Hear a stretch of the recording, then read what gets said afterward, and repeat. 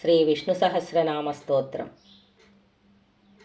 ఓం విశ్వం విష్ణుర్వషట్కారో భూతభవ్యభవత్ప్రభుః భూతకృద్భూతభృద్భావో భూతాత్మా భూతభావనః.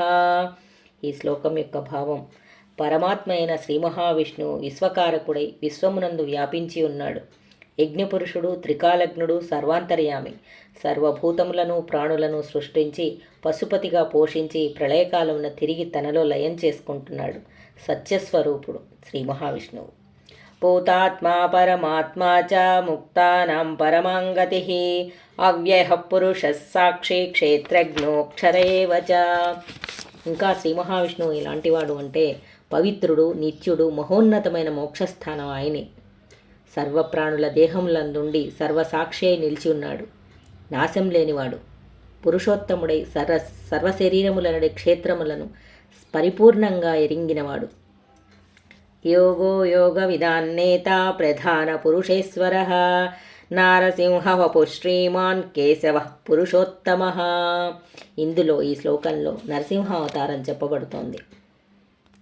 శ్రీమాన్, శ్రీ అనగా లక్ష్మి. లక్ష్మిని వక్షస్థలాన్న నిత్యం ధరించి ఉన్నాడు. లక్ష్మీదేవికి మాన్యుడైనవాడు. కేశవ, చక్కని కేశములు లేదా కాంతి కలవాడు. పురుషోత్తముడు, పురుషులలో ఉత్తమమైనవాడు. ఫలప్రదాతలలో ఉత్తమోత్తముడు. ఆయన యోగస్వరూపుడై యోగులకు మార్గదర్శకుడై ఉన్నాడు. పురుషోత్తముడై శ్రేష్ఠుడై లక్ష్మిని లేదా మాయను ధరించి త్రిమూర్తులను శాసిస్తున్నాడు. ప్రకృతి పురుషులకు అధిపతి. నృసింహావతార స్వరూపం ఆయన. సర్వ శివస్తాణుర్భూతాదిర్నిధిరవ్యయ సంభవో భావనో భర్త ప్రభవ ప్రభురీశ్వర. సర్వం తెలిసియుండి మంగళకరుడై స్థిరుడై ఉన్నాడు. తిరుగులేని అధికారం కలిగి సర్వజగత్తును తానే సృష్టిస్తూ ప్రళయకాలమున తిరిగి తనలో ఐక్యం చేసుకుంటున్నాడు. నశింపజేస్తున్నాడు. తరగని సంపదల్నిస్తున్నాడు. శ్రీ మహావిష్ణువు ధర్మం రక్షణ కొరకై అవతరిస్తున్నారు. జగత్తును పోషించి జీవుల కర్మలకు ఫలమునిచ్చువాడు. కర్మలకు అతీతుడు ఆ పరమాత్మ శ్రీ మహావిష్ణువు.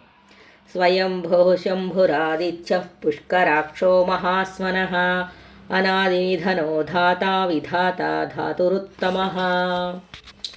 ఆద్యంతాలు లేక స్వయముగా ఉద్భవించి ప్రపంచభారమును మోయుచు జీవులను కర్మలకు ప్రేరేపించువాడు. శ్రేయోకారకుడు. ద్వాదశాదిత్యులలో విష్ణువు, కమలాక్షుడు, సర్వశ్రేష్ఠుడు అయిన మరియు ఓంకార స్వరూపుడు ఆ పరమాత్మ శ్రీ మహావిష్ణువుకు నమస్కారం.